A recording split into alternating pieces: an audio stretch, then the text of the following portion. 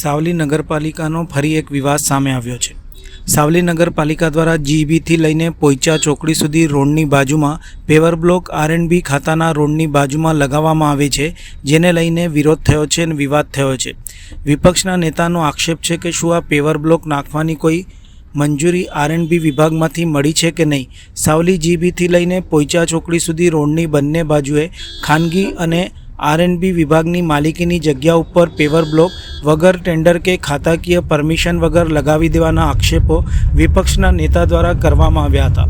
Chief officer દ્વારા paver બ્લોકની કામગીરી સામે તપાસ કરવામાં આવશે। એન્જિનિયર દ્વારા તપાસ કરી માહિતી આપવા ચીફ ઓફિસરનું ફરમાન છે। આર&બી વિભાગ વડોદરાના કાર્યપાલક એન્જિનિયર પેવર બ્લોક આર&બી વિભાગના હદમાં નાખ્યાની કામગીરીથી અજાણ હોવાનું ચર્ચાયું છે। 389 કરોડના ખર્ચે બનનાર 4 માર્ગીય રોડ ડિવાઈડરથી બંને બાજુ 30 ફૂટ પહોળો થશે તો બ્લોક તોડવા પડશે તેવી નોબત પણ આવી શકે છે। કોન્ટ્રાક્ટર અને પાલિકાના મળતિયાઓ દ્વારા પ્રજાના ટેક્સના રૂપિયાનો દુર્વ્યય થતો હોવાનો વિરોધ પક્ષના નેતાનો આક્ષેપ છે। આર&બી વિભાગની જગ્યામાં બ્લોકની કામગીરી ચીફ ઓફિસર દ્વારા હાલ બંધ કરવાના આદેશ આપવામાં આવ્યા હોય તેવી માહિતી સાંપડી છે।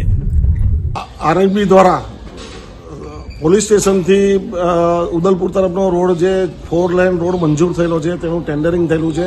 384 કરોડના ખર્ચે એ રોડ નવીન બનવાનો જ છે। આ ચોમાસાની પતે ને એ કામ ચાલુ થશે તો મારું એવું કહેવું છે નગરપાલિકા આ જે અત્યારે પેવર બ્લોકનું કામ કરી રહ્યા છે એ શું કામ કરે છે અને વધુમાં એવું કહું છું કે એ પેવર બ્લોક આર&બીની માલિકી અને અન્ય ખાનગી માલિકીમાં નાખવામાં આવે છે તો આવો ખોટો નાણાંનો દુર્વ્યય કરવામાં શા માટે આ નગરપાલિકા કરે છે। બીજું કે સાવલીના અંતર મુખ્ય બજારમાં અને ગામમાં આવવાના રસ્તા એટલા જર્જરિત હાલતમાં છે, એની મરામત જરૂર છે। ત્યારે આ લોકો આવી પ્રાઇવેટ જગ્યાઓ પર બ્લોક નાખી અને નાણાંનો દુર્વ્યય કરે છે। એવું જો સાવલી ગામના મુખ્ય માર્ગો ધારો કે ભાથુજી મંદિરથી પરબડી સુધીને સિયોરા માકોડથી ભીમનાથ મહાદેવ તરફનો રસ્તો એટલો બધો ખરાબ છે।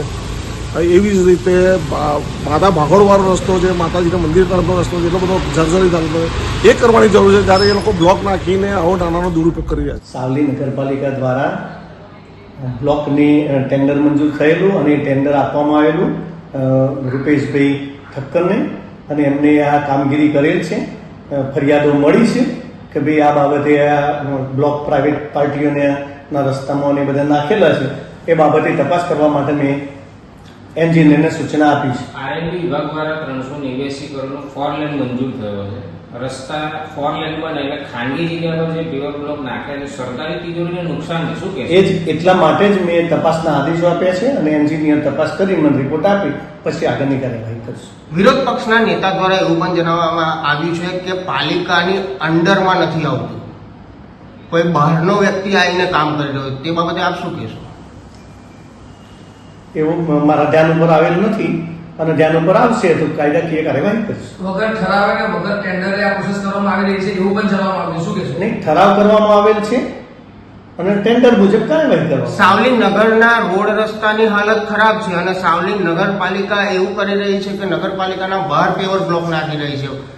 હકીકત એવી છે કે આ વખતે વરસાદ વધુ પ્રમાણમાં પડ્યો છે અને એટલે એમ અંદરના રસ્તાઓ તૂટવા પામ્યા છે અને એ માટે અમે ખાડા પૂરવાનું કરેલું છે અને નવીન રસ્તા બનાવવા માટે જરૂરી ટેન્ડરો બહાર પાડવાની કાર્યવાહી કરવા। છેલ્લા 5 વર્ષથી સાવલી નગરની સ્થિતિ રોડ રસ્તા ખાડાઓ છે, તે બાબતે આપ શું કહેશો?